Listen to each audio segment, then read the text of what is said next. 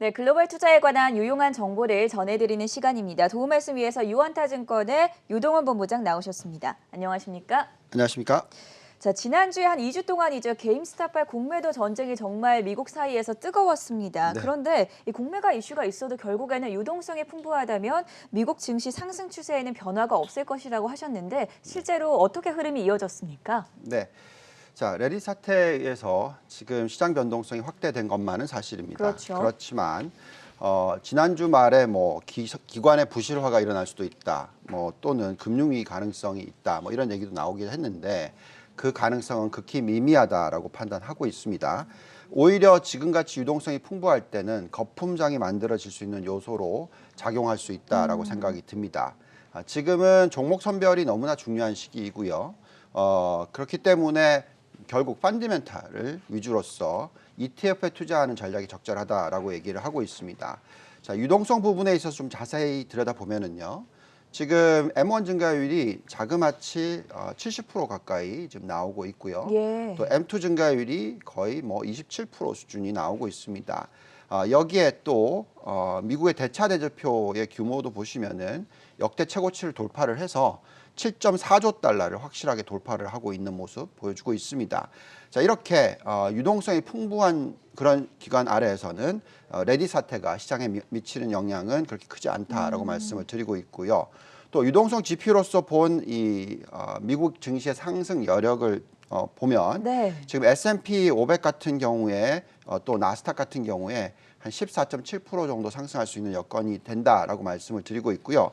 또 장기적인 수준으로 놓고 보면은 나스닥이 2만 포인트, S&P는 4,900포인트 돌파할 수 있는 가능성도 있다라고 보여집니다. 그래서 미국 증시의 어떤 변동성 이렇게 있다면 이는 투자 기회라고 말씀드리고 있는데 이번 주에 계속 지금 상승을 하고 있네요. 네. 그렇죠. 한 4거래 연속 오늘까지 상승 마감에 성공을 했었는데 유동성만 보면 조금 불안하니까 펀더멘털 지표로도 함께 살펴볼까요? 네. 자, 유동성만 풍부하다면 주식을 적극 줄이라고 말씀을 드렸을 겁니다. 네. 왜냐하면 펀더멘탈이 뒷받침되지 않으면 그 상승장은 오래가지 못하기 때문에 그렇습니다. 그런데 지금은 오히려 펀더멘탈이 회복하는 구간이다라고 말씀을 드리겠고 그렇기 때문에 조정이 일어나면 적극적으로 매수를 하셔야 된다라는 얘기를 해드리고 있습니다.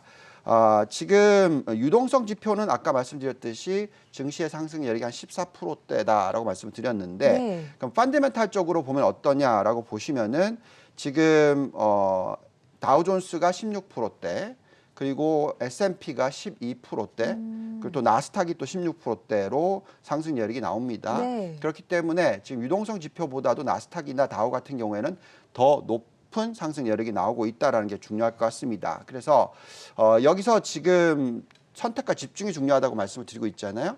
근데 그 선택과 집중에 있어서 우리가 어디에 초점을 맞춰야 되냐면 나스닥 100기업, 그러니까 나스닥 대형주, 네. 그리고 러셀 2000 중소형주. 제가 작년에 계속 말씀드렸던 그렇죠. 계속해서 내용이죠. 말씀해 주시고 예. 있죠. 이렇게 양쪽을 투자하는 바벨 전략, 그러니까 상승 여력이 워낙 높다 보니까 이런 쪽에 투자를 하시면 올해 수익률이 좋을 것 같다라고 생각이 들고요. 일부에서는 백신 얘기하면서 테스트 결과도 얘기를 하면서 미국 경제 회복이 더딜 게 아니냐라는 얘기까지 지난주 말에는 나왔었습니다. 그렇지만 이번 주에 여러 가지 지표들을 보고 있으면 확실히 경기가 회복하고 있는 모습이 나오죠. 특히 우리가 지금 보고 있는 여신 증가율을 놓고 보면 네. 여신 증가율이 지금 9%대가 나오고 있거든요. 이런 상황에서 경기 회복이 일어나지 않을 수가 없습니다. 네. 그래서 앞으로 경기 회복이 일어날 거다 예상하시면서 투자하는 게 중요할 것 같습니다. 펀더멘털로 봤을 때는 나스닥 100 지수와 러셀 2000 지수 조금 더 집중해서 보시면 좋을 것 같다는 생각이 들었고 식스센스 모델로 돌려봤을 때는 증시 매력도가 어떻게 나오고 있습니까? 네, 여러 가지 지표를 놓고 봤었을 때 지금 현재 미국 증시는 상당히 매력도가 높다라고 판단하고 네. 있어요. 우리가 식센스 모델을 돌릴 때 들여다보는 6개 지표가 있죠. 그렇죠. 밸류에이션, 이익 모멘텀, 유동성, 경기 선행 지표, 주식 선호도, 그리고 정책 환경 이렇게 6가지 요소가 있습니다. 네, 이 점수를 보시면은 플러스 3점 이상이면 적극 매수하자라고 얘기를 하고 있는데 네. 지금 현재 5점이 나오고 있습니다. 6점 만점에 5점이 나오고 있기 때문에 이 점수라면 지금은 아주 적극적으로 주식시장, 미국 주식을 늘리는 타이밍으로 판단하고 있습니다. 지금 미국이 6점 만점 중에 5점을 받았었어요. 그렇다면 중국의 경우는 어떻습니까? 네, 자 일부에서는 미국 증시를 버리고 중국 증시를 사자 뭐 이런 네. 얘기까지도 가끔 하고 있습니다. 하지만 저희가 본 펀더멘탈을 놓고 보면은 중국의 매력도는 미국에 비해서는 좀 낮다라고 판단이 들고 있습니다. 지금 중국의 대표 지수인 상해종합지수의 상승 여력을 잔존가치 모델상으로 들여다보면은요, 네. 8%에 못 미치는 그런 숫자가 지금 나오고 있고요. 또 심천종합지수는 그래도 좀 나은 한 12.8% 정도의 상승 여력이 나타난다라고 말씀을 드립니다. 자, 신흥국가 선진국의 투자에 있어서 우리가 이제 결정을 할 때는 사실 환율이 굉장히 중요해요. 네. 그런데 지금 환율의 움직임을 보시면은 제가 볼 땐 달러 지수도 그렇고 위안화 지수도 그렇고 그렇게 큰 변화가 있지는 않을 것 같습니다. 과거에도 이 인터넷 도입이 시작됐고 닷컴 버블까지 연결됐던 1990년에서 2000년 사이 네. 달러 지수는 80에서 100 사이의 어떤 박스권을 유지를 했었어요. 지금 왼쪽 그렇죠. 빨간색 박스인 왼쪽입니다. 건가요? 네. 그리고 이제 오른쪽을 보시면은 지금 현재는 거의 90선에서 박스권을 유지를 할 거다라고 예상을 하고 있습니다. 또한 위안화 추세를 보시면은 지금 전체적으로 지금 위안화가 크게 절상을 했지만 이제 그 바닥 수준까지 와 있는 것 같다라고 판단이 들고요. 앞으로는 좀 안정적인 모습을 보여줄 것 같습니다. 그래서 중국 투자에 있어서는 시가총액 기준으로 계산하면 중국이 전 세계 시가총액의 한 11%밖에 안 됩니다.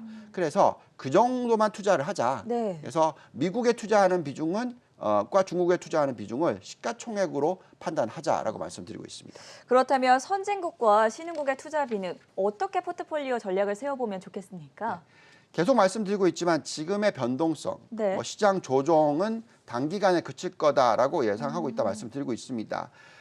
그리고 굉장히 중요한 부분은 지난주에 신흥국과 선진국 모두 상승 여력이 굉장히 높게 올라가는 모습 보여줬습니다. 왜냐하면 실적이 좋아졌었어요. 네. 자, 그렇기 때문에 지금 현재를 보시면은 선진국의 매력도와 신흥국의 매력도가 거의 비슷하게 나오고 있고요. 숫자가 너무 작았으면 잘 안 보이시겠지만 지금 현재의 선진국과 신흥국의 상승 여력이 약 한 10%대 중반 정도 나오고 있습니다.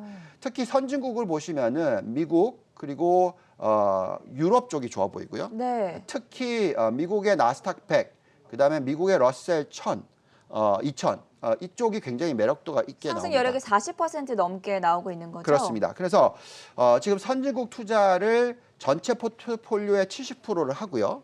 이 중에 60%를 미국에 하는데 그 미국 안에서도 선택과 집중인 40%를 나스닥 100, 20%를 러셀 2000 이렇게 투자를 하고 나머지 10% 정도를 유럽 쪽에 투자를 하는 전략을 말씀드리고 있습니다.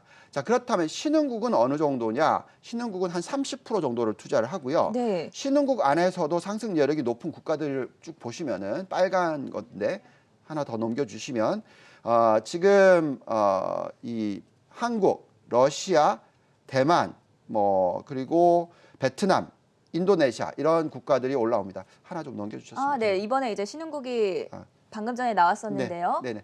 그래서 지금 보시면은 저기에 나와 있듯이 전체적으로 대만, 베트남, 한국 같은 제조 강대국 네. 그리고 러시아, 인도네시아 같은 원자재 강대국 이거를 25%, 5%이 정도로 분산을 해서 투자하는 게 좋겠고요.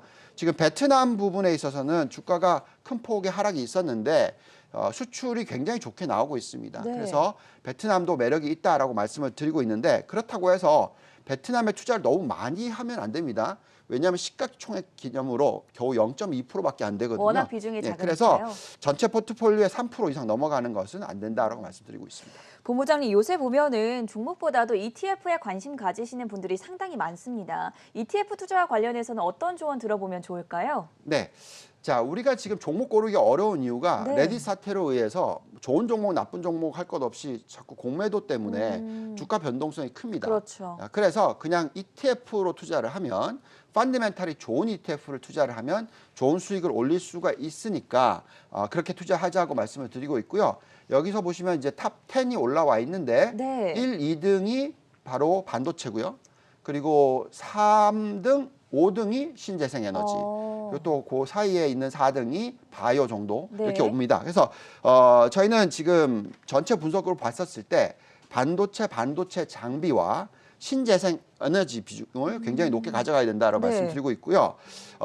적어도 전체 포트폴리오의 30% 이상, 뭐 아마 40% 정도 포지션도 괜찮다. 즉 반도체 20%, 신재생 에너지 20% 정도를 투자하는 전략을 가져가면 올해 수익률이 좋지 않을까라는 기대 가지고 있습니다. 본부장님 방금 반도체 이야기 해주셨는데 사실 퀄컴이 좀 유망 종목이지 않았습니까? 많이 네. 말씀을 해주시기도 했고 근데 어제 장 마감 이후에 좀 실적 부진하면서 오늘 엄청 급락하면서 마무리됐거든요. 네. 퀄컴에 대해서도 한마디 해주시죠. 네, 뭐 그런 모습을 상당히 네. 많은 종목들이 보이긴 합니다. 뭐 테러다임 같은 종목도 마찬가지였어요. 주가가 크게 하락했지만, 근데 좀 지나니까 다시 회복을 해요. 그러니까 결국 펀더멘탈이 중요하고 장기적인 그림이 중요한데 지금 퀄컴 같은 종목은 펀더멘탈이 굉장히 튼튼한 기업이고요. 네. 상당히 높은 수익성을 유지할 수 있을 것이다 예상을 하고 있고 앞으로 5G의 성장은 네. 정말로 클 수가 있기 때문에 이 수혜주인 것은 사실입니다. 그래서 지금 현재 시점에서 반도체 관련 종목들, 경쟁력 있는 종목들은 투자를 하시는 것이 맞다라고 생각합니다. 알겠습니다. 오늘 도움 말씀 여기까지 들어보도록 할게요. 지금까지 유한타증권의 유동원 본부장과 함께했습니다. 고맙습니다.